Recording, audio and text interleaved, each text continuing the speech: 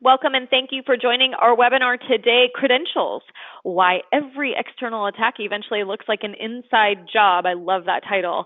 Featuring our guest speaker today, Nick Cavalancia from Techvangelism. You're also joined by Beyond Trust Product Manager Martin Kennard, who will run us through a brief overview of Beyond Trust Product Power Broker Password Safe after Nick's presentation, so please stick around for that. My name is Sarah, your webinar host today. A kind reminder to please submit your questions via the GoToMeeting console anytime throughout the webinar, and we'll cover your questions at the end during our Q&A time. Also, today's session is being recorded, and you'll receive a follow-up email containing links to the recording and the slides shown here today within 1 to 2 business days from now. The slides can also be immediately downloaded via the handout section in the GoToWebinar console. You should find it on the side of your screen. Additionally, we now offer CPE credits through ISACA. If you're attending for CPE credits and have an ISACA account, you must download the attendance verification document in the handout section now in order to submit proof that you attended today's session.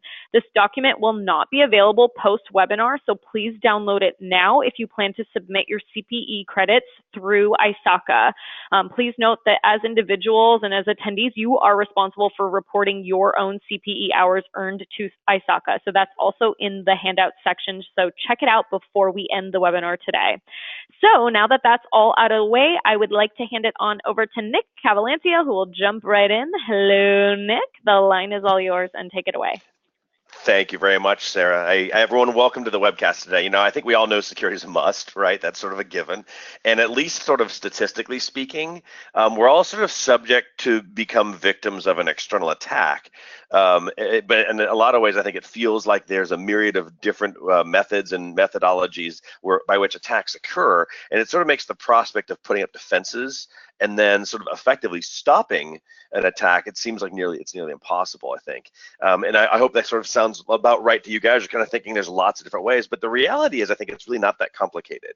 It's one of the reasons why I've got this title up here about credentials, and there are some of these recurring factors, if you will, credentials being the one we're going to talk about today. And by looking at those factors, it provides some guidance around what you need to do to stop an attack in its tracks. And credentials are the thing we're going to talk about today. And as you hear me talk about it, they make or break an attack. And it really makes them an aspect of the attack we need to look at, discuss, formulate a plan around, and that kind of thing. And so what I'm going to do is I'm going to spend the next few minutes talking a bit about the role credentials play and the impact that they have on an attack, and then sort of what to do about it. So let's go ahead and jump in here. And what I want to do is I want to start with the cyber kill chain. And if you're not familiar with this, it's made up of 2 parts. It's made up of the intrusion kill chain here, and I've also got the horizontal kill chain, sometimes called the lateral movement kill chain. And I want to cover them, both of them. The majority of the conversation really for us today is over on the right-hand side, but I do want to cover the intrusion kill chain as well, because what I want you to be thinking about is the amount of work and effort and thought put into by cyber criminal organizations to get access to your network, and how much they know about the environment that you're in general, not your specific environment, but about the Windows environment. And so I want to walk through this, and then we're going to zero in on credentials as well. So the first thing with an intrusion kill chain is there's some method of delivery. It's often either an email. Most of the time there's spam, maybe there's an attachment, maybe a link. It could also just be that there's a compromised website where someone's visiting a website that's already got some code in there that's going to try and install something on your machine. Generally speaking, I think it's 80, I'm going to make up a number, but it's something like 89%. That's not an exact number, but it's something like that. 89% of malware uses some form of evasive techniques now. And what that means is they're trying to avoid detection, and one of the methodologies is reconnaissance by looking at the environment you're in. For example, malware, before it actually even goes and gets the payload and downloads it and installs it and so on, they'll check to see what kind of environment are they in. Are they inside, let's say, a virtual environment as opposed to a physical desktop? Why? Well, it might be running inside of a virtual sandbox, inside of some email scanning solution of some kind. And so they go, I'm inside a virtual machine, not going to execute. I'm just going to be a benign attachment then. I'm not going to do anything. And that way they avoid detection in the hopes that somebody else later on down the line will potentially double click this same email, click that link again or whatever, and not have that access to a virtual sandbox or to an anti-malware solution or whatever the case is. Then once the environment is, we know it's clean, we can go ahead and run in that environment. Malware will connect to a command and control server, figure out what they need to do. These servers generally tend to be rotating types of addresses on the internet, different addresses, so that there's not one exact pattern that can be matched every time is the intent. They try to make this sort of random to a degree, and random is not exactly the right word, but what I mean is that there's not like a signature in just the where are they going on the web to get the payload from, and they get the payload and they install it, and there's a number of different ways. Sometimes it's actually putting it as a file in the file system and having it execute in a certain folder. Sometimes it's fileless. Well, they'll actually try and do direct memory injection in a couple of different ways. A really great way is something where they're actually bore out an existing known good process and stick the malware payload into that process. So for example, Notepad, just take Notepad as a ridiculous example if someone was actually using that today, but they could bore out a Notepad process and stick their malware in there and run it. And then if you happen to have some kind of endpoint detection and response type solution or a next-gen AV or something like that, they're seeing Notepad run. And unless they're really looking to see what's Notepad trying to do, it has a way of basically obfuscating that it's malware and it avoids detection. And then the last part here is now the machine effectively has been weaponized. The malware is, but also now we've gotten onto the machine. So now we're into the environment. That's the intrusion kill chain. That's how much work goes into just getting in there. And it's a lot more complex than that, because the idea behind trying to avoid detection can be as ridiculous as the attachment being a PDF, and inside the PDF is a Word doc, and in the Word doc there is a macro, and in that macro it actually goes and connects to the command and control server. I mean, it's that much work can go into the whole thing. So gotta keep that in mind. So now we've got this malware on an endpoint, and the very first thing they need to do is they've got to figure out what they have access to. So they start with the account that's logged on the machine. And they'll do things like they'll figure out what groups it's in on the local machine. They'll also look at the local machine and enumerate who's in the local administrators group. And they'll try anything they can do. They'll try and even with using pure automation, try to figure out what kind of elevated privileges they can get just on the endpoint. And that's their goal. Their goal is to get some kind of, that's my little supervisor of the endpoint account. So I've got a local admin account here. They're trying to get local administrative rights on an endpoint in an effort to compromise that endpoint completely. And this is done with a couple of things in mind, and you see them up here. They're trying to get entry to your organization, which was done through the malware initially, but they want to keep that and its persistence there in that second line. They want to maintain persistence on a machine so that they have a foothold. And so they're trying to figure out things like how do I get access to an eventual with admin rights on this machine. And they'll try logging on with just basic passwords that are out there that they think might be default, that kind of thing, even blank and so on, because they need elevated permissions. This is sort of I'm sort of thinking about the second icon of these three icons here, the local user, the local administrator, and then finally the workstation there towards the right. And what they'll do is use tools like, for example, Mimikatz. And now it's pretty much automated inside scripting, but Mimikatz is a good command line tool to demonstrate what can be done. If you have local admin rights, they'll scrape memory, and they'll look to see, is there clear text passwords? Is there a password hash for a pass the hash type of attack? Are there Kerberos tickets? So we can actually try and do like rainbow attacks against Kerberos tickets and try to figure out and backward engineer what those passwords actually are, things like that. And they do all this in order to effectively get control of that endpoint, establish persistence by doing things like making sure that their presence can be reinstalled, just like any other pieces, like even back to old viruses and malware, where they'll put extra entries in the run once kind of a thing, or they'll put it into the registry to run as a service, or they'll stick themselves into some kind of auto exec type of situation where through multiple ways they establish that over and over again, even if you get rid of one, they still remain persistent on the machine, and they fix any ways that were discovered by IT. And then the intent is to actually also run in stealth. That way they don't get discovered. And I'll talk a little bit about that on another slide of how good they are at running in stealth. So once they've got a foothold, then the idea is to try and figure out, how do I get accounts that have access to something? The intent is data, whatever it is in your environment. There's actually some great information that's come out in recent months around the black market value of data. And if you look up black market value of data in 2018, you'll find an article. I don't remember where it's at, but it's stuff like all the way down to like your account credentials at Walmart. I mean, they literally have everything. So it's not just the obvious stuff like what's your ID and password worth, or your health information or your social security number. It's down to like your log on at walmart.com. So look for that stuff, but they're looking for your data ultimately. So they're going to try and figure out, how do I find other accounts that will give me access to other machines? And ultimately, the goal is to jump enough machines in your environment to find some data that's valuable. So this process, the guy in the tie and then the local admin account and gain access to a machine, they're trying to repeat that process, jumping from machine to machine. SMB connections, RDP connections, PowerShell remote connections, anything they can possibly do to jump from machine to machine. They'll leverage the credentials that are used, they're found in memory. And if they can find, let's say, a domain admin, they'll also try to gain access to some kind of privileged account, whether it be domain admins or less than that inside Active Directory.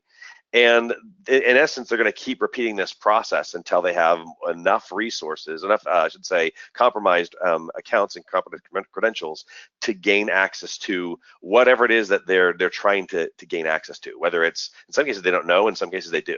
It depends if it's espionage or you're a particular kind of industry and they're looking for specific, like your healthcare organization, so they're looking for patient health records, that sort of thing. Sometimes they do know, sometimes it's just opportunistic.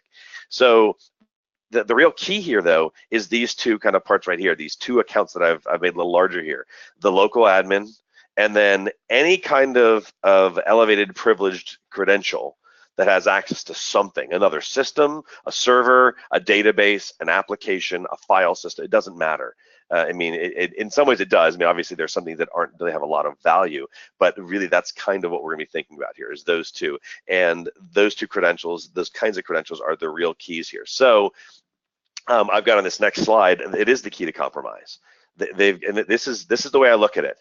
This statement here. It's really, really easy. If you can't get a credential other than Mildred in the mailroom on her PC in the mailroom, if you can't get, that's the only credential you can get because she was the one that happened to double click on the phishing email, it's game over. That's it. You have Mildred's machine. Woohoo! You can send mail or buy postage or whatever it is, right? That's it. You've got to get credentials as an attacker in order to get access. It's the same thing for us, right? You don't have the right credential, you don't have the right access, you're not getting your job done. So I want to go over a couple of data points that I found here of some recent report data that's come out that revolve around the idea of credentials. And the first one here, this comes from the Verizon Data Breach Investigations report. That's down there, the link's down there at the bottom. I'll leave these up just for this slide. I don't have another slide with these on here, so as I put some of these up here, write them down if you're interested. But the number one threat action variety was compromised credentials and data breaches. Traditionally revolves around hacking more than anything.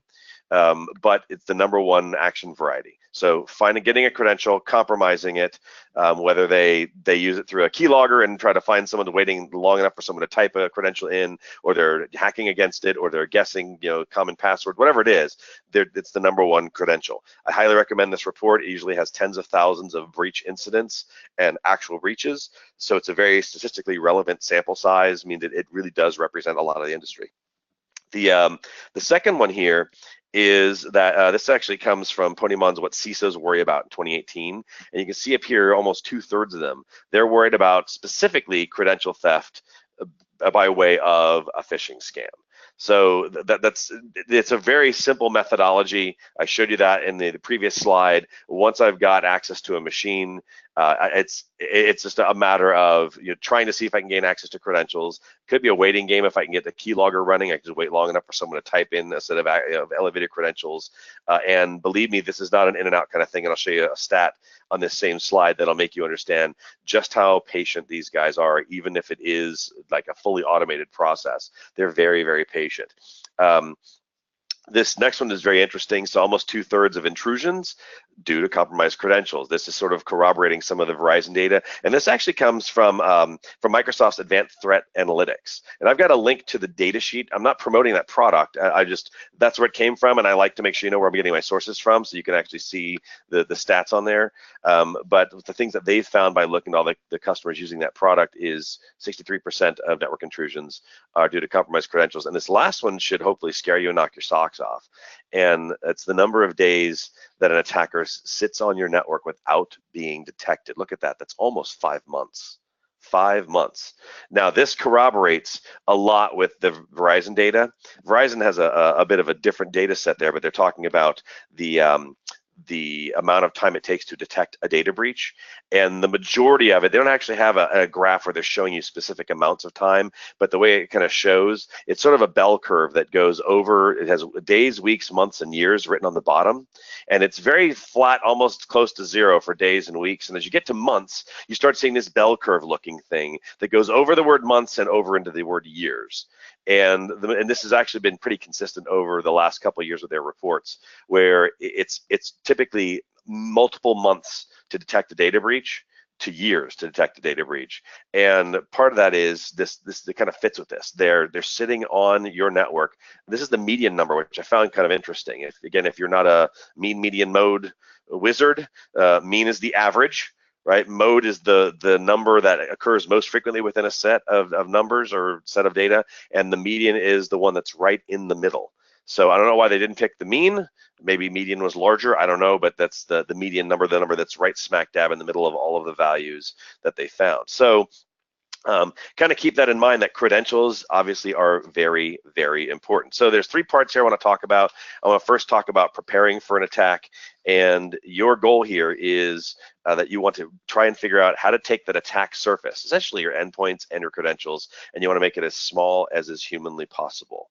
And the first place we're going to start is sort of how at risk are your credentials. Not the credentials themselves, we'll get to that actually in one more slide, but just sort of how at risk is your environment that your credentials could be accessible, that your credentials could be compromised.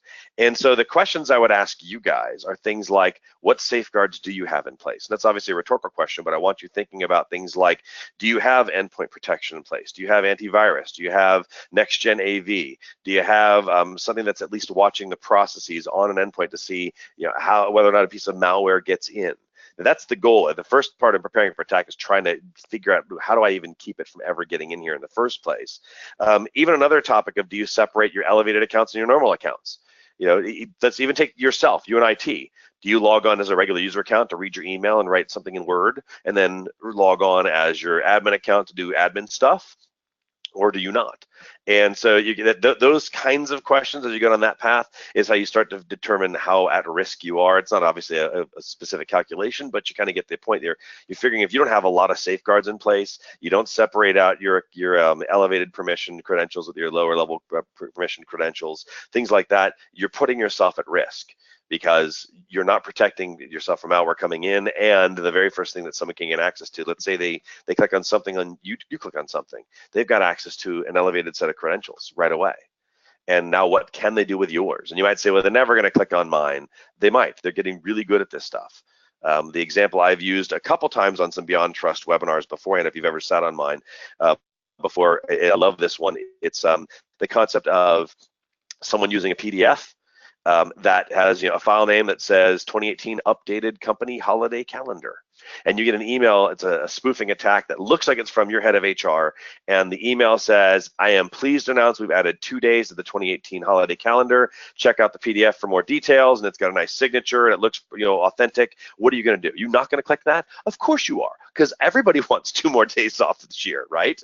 Right. So don't think that you're not susceptible. You are, and you should always kind of have that I was being on guard kind of mentality. So the question becomes, where do you where do you put your focus on? And the first thing here is, like I said initially, is think about strengthening your endpoint security.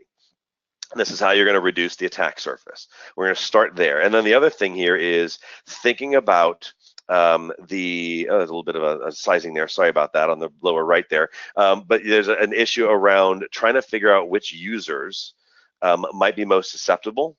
And there are things like assigning risk scores. There's a whole methodology behind it where you're trying to figure out who's got access to data, what credentials do they have, what privileges, how often they use it, are they remote, all those kinds of stuff. And you assign a risk score to users so you can kind of figure out where you really need to be worried about. There's another aspect of doing this I'll talk about in the next slide, which is just purely looking at the credentials that exist in your environment. That's another way. But if you're trying to reduce the attack surface, the risk scores are more about who's more susceptible, and maybe even leveraging some kind of security awareness training, things like that, to keep people from allowing this malware to get in. The next step is protection. You want to protect the privileged accounts that you have, privileged credentials. And the goal here is you want to figure out sort of which accounts, how often are they used, where are they used from, when are they used, all that kind of stuff, in order to start isolating down. If since you can't exactly protect everybody, and everyone's credentials doesn't necessarily need to be protected, especially someone like Mildred in the mailroom just has local access to her own machine, so to speak. We got to figure out which accounts are actually privileged. And so that's kind of where the question needs to be asked. And there's no real right answer here. Depends on your environment. What constitutes privileged? For some of you, you might say it's an Active Directory enterprise admin or domain admin type of account or something along those lines. But for others of you, privileged might mean, and I personally think that it should mean, anything that has access to data that you don't want somebody getting their hands on that is external to the organization. It's just that simple. And then if you want to take it a step further, you want to think about privilege being if they have access to anything that could be compromised and used as an asset to get them that access. So let's say even someone's email, and pretending that, let's say somebody in IT who normally doesn't have access to something, and maybe they'll try and compromise someone's email in order to start sending emails out, or and use that as a vehicle by which to spread malware and then gain access to other accounts. I mean, so really the where the line is drawn is a little tough there. You want to think about it this way. I put a couple of examples here. Is it domain admins? Is it local admins? Is it like service accounts, department heads, line of business owners? I mean, you have to think about all of those things of what constitutes privileged in your environment, and then define that. And those are the ones that have to be protected. And I'll talk about how to do that on the next slide. And then you want to think about cross-referencing the usage of those accounts and where those are used. So, for example, a service account for your let's say for your SQL server services or something, and they're only being used on an SQL server, and no one ever logs in with those credentials, and those servers have no access to the internet. I mean, things like that, right? There's no email client on them, so they're not air gapped, but they're certainly sort of isolated from being susceptible to a degree, because you're not going to be able to get that service account credential anywhere else but on that server, so it's not very likely to ever show up. So you're going to kind of cross-reference the usage of those accounts, even if it's based on intention, like you don't have an ability, let's say, to go out and you're not going to pull every audit log and figure out where every account is logged in everywhere and so on, but you're at least figuring out, in general, that service account only logs on to that SQL server. It's kind of air gapped in a way, so we're not really worried about that one specifically, but you do want to know that. And then you want to, as you're thinking about this, you want to think about the levels of security that's necessary. I'm going to talk about least privilege on the next slide here, but you want to think about what levels of security are actually necessary for any of those accounts, and do they need them or not. In fact, let's do that, because the third step here is actually putting kind of all this together in a way. And what we're doing here is we're trying to prevent compromise, specifically of privileged accounts, and I've got 4 steps that I want to cover. And this is sort of the meat and the potatoes. I've sort of exacerbated the problem with you. You get it, it's an issue, got to worry about credentials, so what do we do about it? And these are the steps I want you to think about. The first thing is you do have to lock down your endpoints. I already talked about putting endpoint protection, antivirus, maybe there's an email gateway that scans all the attachments, anything you can possibly do, security awareness training, anything that helps the process of your endpoints being a far better, far more effective security mechanism for your organization. That's the first thing.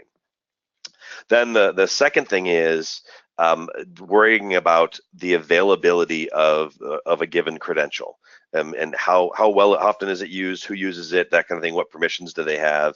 In essence, what I want you to do is I want you to think about implementing least privilege. And I want to define this a little bit with you, not in like a definition term, but put some kind of color around what I mean when I say implement least privilege. Certainly there's the conceptual, let's make sure that the accounts that we use that have any kind of privileged access, it's limited to just what they need. Yes, that is the first part, but that's not where you stop with least privilege. Least privilege isn't an exercise that you do once and you're done. It's a continual state of security. And so you have to kind of decide where you draw the line. Do you draw the line at, we're going to go through and look at all of our accounts, or we're going to limit who has access to membership in certain groups that gives them access to do to certain resources and things like that, or or we're going to restrict who has access to a given set of credentials. And you can do those things. Do you draw the line there, or do you keep going? And my recommendation is you're going to keep going, because again, it's a continual mindset of making sure the environment is always in a state of least privilege. So these next two steps are equally critical as part of least privilege, but they also are part of this idea of just preventing compromise. The third step is worrying about the accessibility. Who has access to those credentials? And that's where something like privileged access management comes into play. At a minimum, you could think of like a password vault. Good place to start, but I don't think it's enough. Especially if you just have a purely a password vault that has no bells and whistles, that literally just a central place that people could go and check out on a password and put it back in. And this is the reason why. You remember I mentioned Mimikatz a couple minutes ago. So if someone checks out a privileged account from a vault and they use it and they check it back in, the machine on which they used it, potentially the hash is still sitting in memory. And that all someone has to do is get elevated access on that machine. If they can do it as an attacker, get that hash, and then use a pass the hash attack and connect to any other machine that credential will allow them to connect to. So a vault isn't enough. I think what's necessary more is to have something that's got some feature sets, like having password rotation at a minimum. Password rotation, like every time somebody checks in the password gets rotated, it gets updated on any system. Like if it's a service account, it's all the servers that it's on, or if it's just an Active Directory, it updates an Active Directory and in the vault.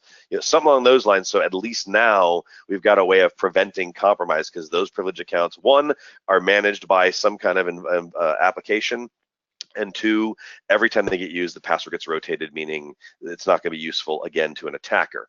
And by doing that, now we're maintaining least privilege, because we don't just have an account that's got a password that everybody knows, and as soon as you check it back in, I know what the password was anyways, I'll just use it again without checking it out next time, and now you no longer have least privilege because too many people have access to that account. So that's the kind of necessary. And then the last step here is thinking about the usage of the credential. And this is who can use it. Who can access the credentials, one thing. And what I mean by that is somebody going into the password vault and grabbing the password and having access to it, but then where can they use it? And having an ability to limit where they can use it and how they can use it is important, because attackers will leverage every type of connection methodology possible to get from one machine to another. But if you're limiting the usage of that credential, and as I've got listed here as an example, privileged session management. An example there of a feature set there that would help with this would be the fact that you might have a credential that you want to use, you have access to, but the way that you're allowed to facilitate using that credential is one where the session management solution actually creates a remote session for you, doesn't tell you the password, logs you in, and you essentially have what effectively is like an RDP session. And you can use that, but that's all you can do. See, now we've controlled how that account can be used, and that thwarts attackers that are trying to use it for some other means of access where they've been locked out. So those are the four big steps I can think of here. And I guess where I want to kind of end things a little bit is I'm thinking about this idea of you really have to concentrate on credentials. And I'm gonna paraphrase an old, if you guys know who Blackadder is, it's an old British sitcom. There was a quote in an old Blackadder sitcom that I sort of liked. It was actually Life Without You, but I'm now talking about an attack without credentials instead. But it said, an attack without credentials, it's like a pencil with a broken tip. And the answer is, it's pointless. And I want you to really think about that. That's how important credentials are. So if you go through this process of preparing for an attack, trying to make sure you're reducing your attack surface, you're figuring out where your credentials are that are going to be elevated and so on. You think about figuring out what constitutes privilege in your environment, as well as going through those four steps: locking down the endpoints, worrying about least privilege, having some kind of methodology of protecting access to a credential, and then facilitating or managing use of the credential. Those are those four steps there on the last slide. You're going to have a really good handle on credentials. And by doing that, you will stop every external attack looking eventually like an insider attack, because you've got a handle on your credentials. They're never going to get access to one. So with that, I hope you got something out of this. If you got questions, make sure you stick those in the Q&A box, and Sarah's gonna be happy to read those out at the end of the hour. And with that, I'm going to hand things over to Martin. Perfect. Thanks so much. And I love the Blackadder quote. That was one of my favorite, absolute favorite programs. I could quote so many lines to that. Awesome. That was with Queenie. She said, there "Life you go. Exactly. is like a broken pencil." Queenie and Nursey.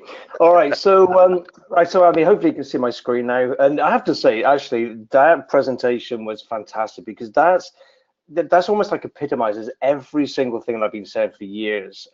You know, and because I mean, when an attacker tries to get in, they never know how they're going to get there. You know, they say, okay, well, you know, I need to know, you know, I mean, I want to get to the point of sale equipment. So they don't know the route from A to B. It's all opportunistic. You know, they look, they're scanning, they're trying to find a vulnerability. You know, they get in there, they then look for things that they can exploit. You know, it's like one of those sort of treasure games, you know, where you're going through, you never know quite what you're doing. And the thing is with credentials is, you know, it's, you know, leaving these little artifacts sort of lying around are things which are, you know, aiding people to get to these systems. And so absolutely correct. I mean, you know, this is something that really, you know, password rotation is a given. That's something that you should do because, you know, obviously what you're doing is you're trying to cover all your bases, you know, and from that perspective, you know, the quicker things are rotated, obviously, you know, the less likelihood there is of, you know, people using that as an attack surface. But the biggest thing is to really never give users access to the credentials in the first place. So let's talk a bit about password safe and, you know, really sort of how this sort of plays into this, because I just say this is like the perfect tie-in.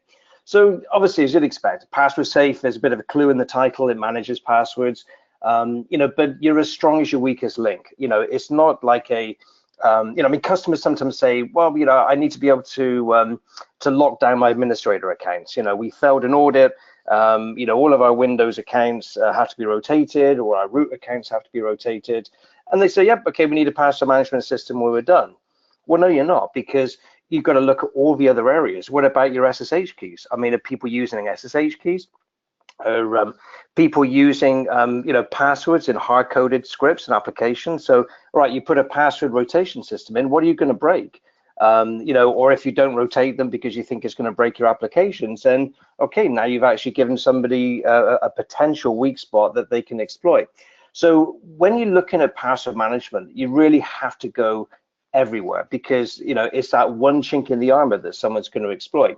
So it's carbon-based life forms, logging on, needing needing access to credentials, services accounts, you know, scheduled tasks, applications, all of these sorts of things. You know, you've got to remove anything that's hard-coded and anything that's lying around, and make sure that you can regularly rotate your credentials without breaking anything in your organization, because obviously, you don't want to break things.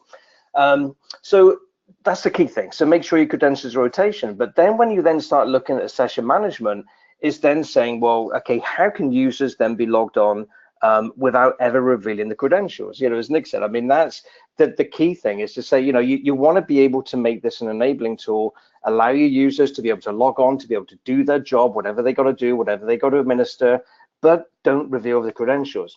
So that's what session management is, you know, plain and simple. It doesn't necessarily mean to say you have to record everything. You know, it doesn't mean to say that you necessarily need to go in and you need to be able to block certain things. But at the very basic level, session management means logging you onto a platform without revealing the credentials. Now, all of the other stuff that you add on are all important.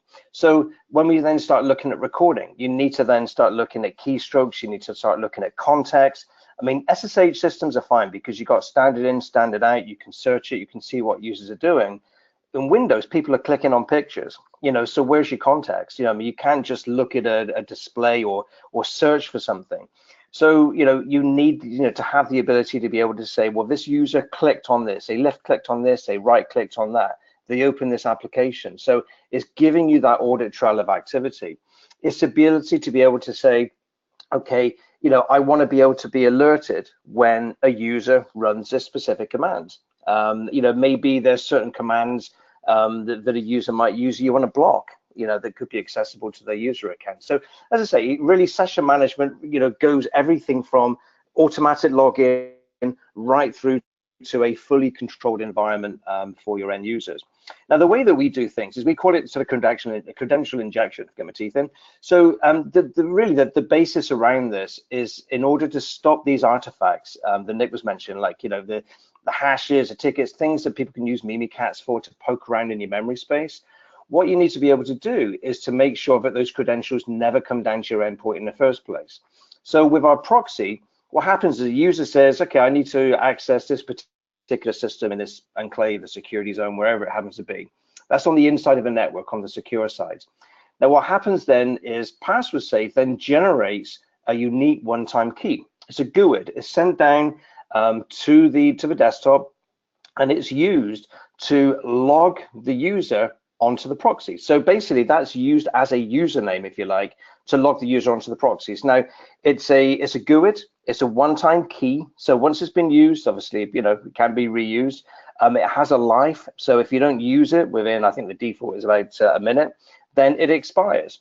But ultimately, what that does is that logs the user onto the proxy. The proxy then opens up a connection on the inside, and it then allows the user to be able to log on. Now, the credentials are actually injected into the data stream on the inside of a network. So in other words, the user never gets to see the username, the password, or the host name.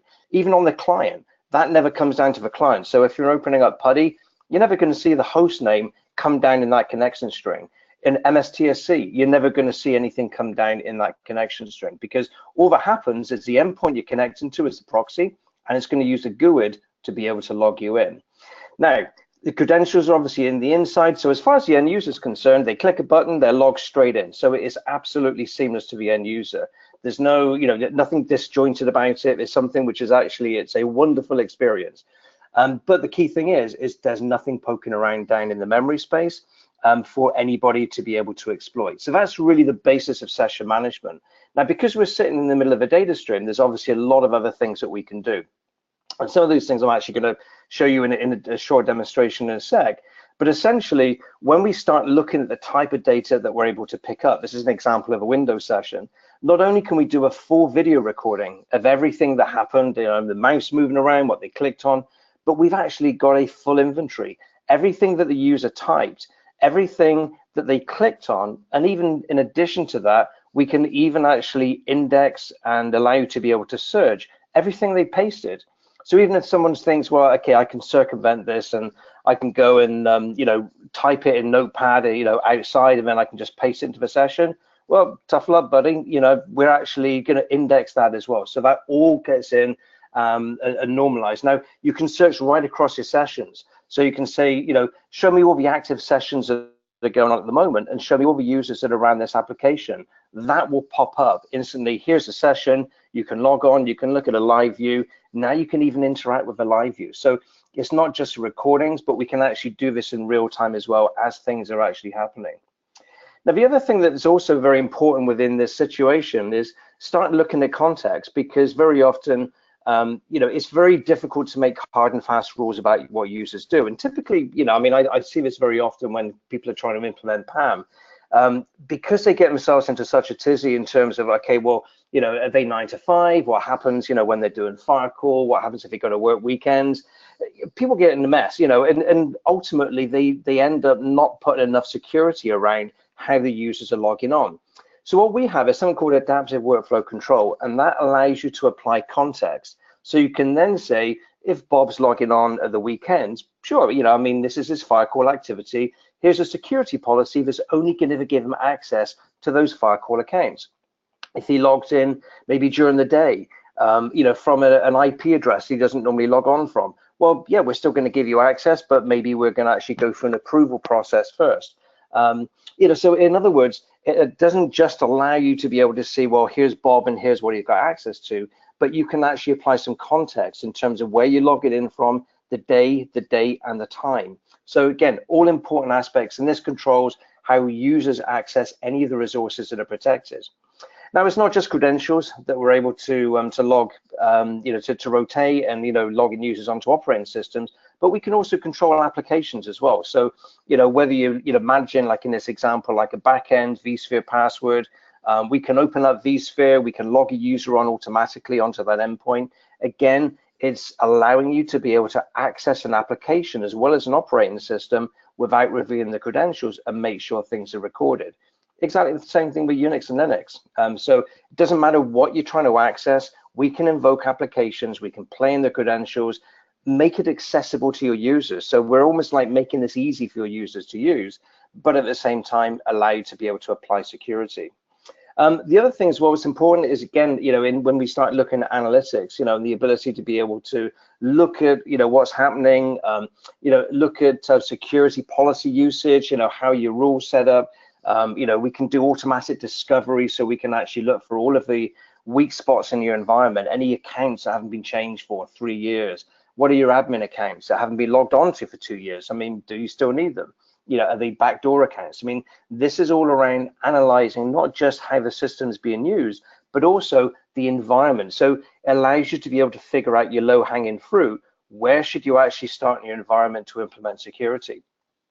And then when we start looking at usage, very often, because it's very difficult to make hard and fast rules. Sometimes you need to be able to put in some heuristics. You need to be able to say, well, a user's logging onto something they don't normally log onto, or maybe they're coming from a strange IP address.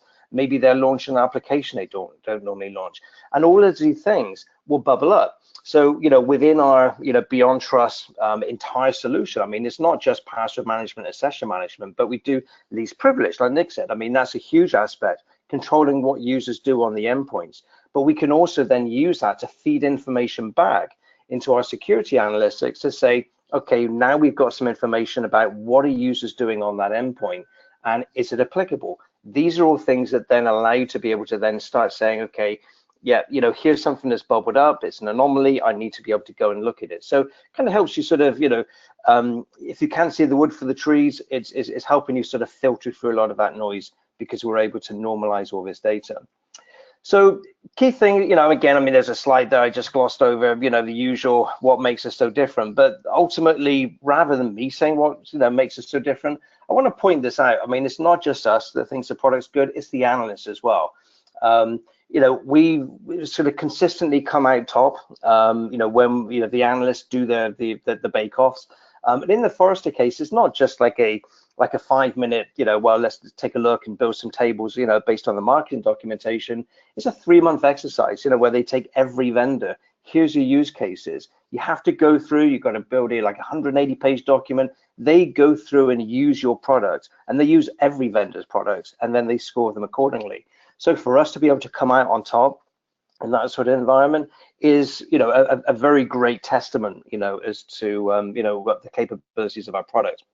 So at this point, let me actually show you a little bit about, sort of what I've been talking about. So ultimately, the main thing you want to be able to do in any environment is you want to be able to scan, you need to be able to find out your environment. So we can do that by, enumerating all of the assets. Now, it doesn't matter whether you're on-prem, whether you've got stuff in the cloud, we've got connectors for all the cloud environments like Azure, AWS, GCP. We can pull that data in, and we can allow you to be able to scan and fix these activities. But the other key thing is being able to make it easy for your users to use, because I've seen so many PAM implementations fail purely because products have been difficult to use. I mean, if it's like trying to back the Starship Enterprise out of space dock just to get a password, people are going to work around it. People are going to try and find other ways to do it. They're going to build backdoors to say, look, you know what, I have a job to do, and security is actually getting in the way of what I'm trying to be able to achieve. So to that end, although we actually have a web interface, which again is nice, clean, easy to use, favorites, recent use, I can find all of my stuff, we've also got something called Direct Connect. And the key thing about Direct Connect means that I can now actually access all of the resources I need from my favorite toolset. Because, I mean, very often, administrators have their favorite toolsets. It doesn't matter whether it's Devolutions, Microsoft Remote Desktop Connection Manager, Mobile Extern, and Remote NG. I mean, there's all these sort of tools that allow you to be able to take your systems, you can organize them in little hierarchies. So effectively, you know where everything is. Now, with a lot of products that are out there, they force you to go through another process. And again, maybe that's quite applicable. We allow you to be able to do that. But hey, wouldn't it be nice if I had the ability to say, I actually want to be able to just start my system up from my existing way. So we use a connection string. So from over Xterm, I can go in, put in my Active Directory credentials as a user. And what this is doing, this is now logging me on to that endpoint. Now, as far as I'm concerned as a user, I'm just putting in my Active Directory username and password. My connection string is already set up, but if I look at who I'm logged in as, I'm logged in as admin 02. So it makes it really, really easy for me to use. You see, now it's exactly the same thing with RDP as well. So, for example, if I want to access an RDP session, again, I put in my Active Directory password. This logs me on. So again, the nice thing about this is really sort of providing you with a mechanism to be able to make this very easy for the users to use. So ultimately, they're more likely to adopt it. Now, as I'm going through and I'm obviously selecting options on here, what you'll see if we actually then start looking at how we can monitor this. So let's say I'm an administrator, I can actually go in and I can look at the active sessions that are going on. So here's the SSH session that was running. Here's the RDP session that's running. If I actually bring this up, what you see when this loads is I can actually see everything that's happening within here. So, if I park this over here, move this around, I open up Explorer, for example, you see everything's updated on the screen, but not only that, but everything is indexed. Everything I'm doing, left click on Server Manager, I open Start, I open this particular application. Now, I can search within a session, but I can also search across all my sessions. So let's say, you've got an anomaly, your SOC suddenly says, you know what, someone's run this application, they're accessing a file they shouldn't normally access. You can go here, you can search across all your active sessions, pull down a list of all of those sessions that are doing it and immediately drill down. If someone's doing something anomalous, well, let's actually terminate the session, let's take them out. Or it might be that maybe you actually wanted, to maybe lock the session. So, obviously, sort of terminating sometimes is actually sort of quite an abrupt process. So you find that people don't tend to use it that often. But let's say, for example, I want to be able to go in. Let's actually log in as, let's say, admin02, and I open up another session. Now, if I'm logged into this session, what can happen now is, let's say, for example, somebody's doing something and I'm not quite sure whether or not it's legitimate. Maybe I need to sort of run some checks. Maybe there's something that's, could be a little bit suspicious. So if I refresh this, we'll take a look. Here's that session that's going on. Rather than terminating it, I can do what's called lock-in. So now, if it's locked, that means that now the user can't do anything. So it's like the whole sort of TSA where they say, if you see something, say something. In security terms, if you see something, do something. You actually have the ability to be able to lock the session, stop the user from doing what they're doing, figure out what's going on. If everything's legitimate, fine. Okay, we'll just unlock the session and the user carries on with what they're doing. But the key thing is that you have that ability to be able to interact in a way that isn't obtrusive. It allows you to be able to insert a pause to say, is this legitimate and is the user actually doing what they should be doing? Now we can do this across RDP. We've also got the ability to be able to lock SSH sessions as well. So it's exactly the same process, with what we're doing here. But the key thing is with PAM, best practice, make it easy for your users to use it. If it's difficult to use, people will work around it. So put a mechanism in place, allow it to be able to work with obviously, the constraints that you want. So, the key thing you want to be able to do is not to be able to reveal the password, make sure it's rotated, log the users onto the endpoint, but ultimately make it easy for your users to be able to interact with it. So that's really the key things I want to get across now. So what I'm going to do now is pop it onto the Q&A and pass it over to Sarah for questions. Awesome, cool. So let's go ahead and jump into our last poll.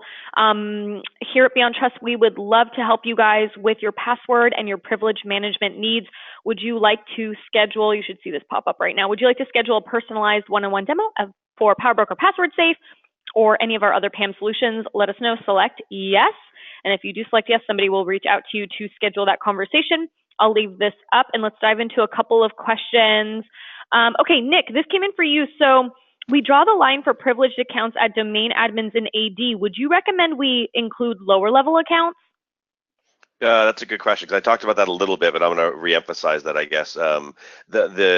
What's privileged should be what's going to help the attacker gain access to your sensitive, your critical, your protected, your valuable data. So I wouldn't draw the line there. I would draw the line much, much lower. Does that mean you need to have every single account inside of a PAM solution, inside of a password vault? Maybe. The answer is really maybe. I mean, it basically seems like you're thinking when you hear Martin talking about session management and the password management and the data vault, you're thinking, oh, that's from like my really, really high account. No, not so much. This is really about how serious are you about security, and it's a risk reward kind of thing. If your organization's willing to take the risk that Johnny, who's the department head of sales, and he happens to have access to all your customer data. If you're going, I think the likelihood is low, then you don't need to put him in the pan. It's fine, then don't. But the reality, if you're going, we really want to protect our customer data, that's really important to us, then maybe even he needs to check out an account that gives him access to let's say your on-prem CRM for the sake of conversation. So I hope that answers the question. Nick, one more for you. So what do I do about any of the account details still in memory on my workstations? Okay, that's a good question. The short answer, reboot. that's the simple answer. That stuff's in cache because it's there. You reboot and it's gone. The idea here though is if you go back to sort of like my last answer of how low do you go, so to speak, in terms of where do you draw the line for privileged, mixed with the idea that whatever you use for a password vault must have rotating passwords, and you have rotating passwords used every time, or they rotate every time somebody finishes using an account, or obviously you can't do sooner than that. If you do that, then the idea that stuff's in memory is irrelevant, because sure, someone can go scrape out a password for the local admin, but that's not the password anymore, so it really doesn't matter. So the short answer is reboot, but then it's going to come back. So the long-term answer is you need to have a good a privileged access manager vault that's got password rotation. Okay, Martin, for you, so how did you get the integration between MOBA Xterm and password safe? Great question. So that's actually a connection string. So what you're doing is you're really just, I mean, in the case of SSH, I mean, within one connection string that you would normally sort of pass, you're going to put in your username, the account that you want, the system that you want it on, and then the address of the proxy. So what it's doing is really sending that connection string up to our proxy. It then evaluates it, it prompts you for login, two-factor token or whatever, and then logs you straight in. And it's exactly the same thing with RDP. The difference with RDP is instead of actually putting it as one string, you would generally have a host name as a proxy, and then there's a username. That's where you put the connection string, which should be made up of you, the user, the account that you want, and the system you want it on. But bottom line is it's very easy to set up, very easy to construct, and it's generic. It will work across anything that supports SSH or RDP. Any tool supports this. Martin, can you go over how SSH keys are used? Like if I have a script that scrapes files from one machine to another, and I have set up SSH keys to avoid entering a password, how would I use password safe in that use case? Oh, great secure. question. I'm sorry, it's not scrape. I said scrape. It's thanks, Pedro, for clarifying. It's secure copy. So if I have a script that secure copies files from one machine to another. No, it makes perfect sense. And actually, you hit the nail on the head, because I mean, people do use SSH keys for that very reason. It makes it really easy because, you put you actually set it up. You actually have your key, your private key within your scripts. Obviously, your public key is actually out within all your authorized keys files, and ultimately allows you to be able to connect through. So what you can do in that case is you can dynamically use the sort of password safe to actually keep the keys rotated. So we can actually rotate a key pair, so we can, you can generate a new set of keys on a schedule. It'll put the public key out in the authorized keys file. It obviously vaults the private key.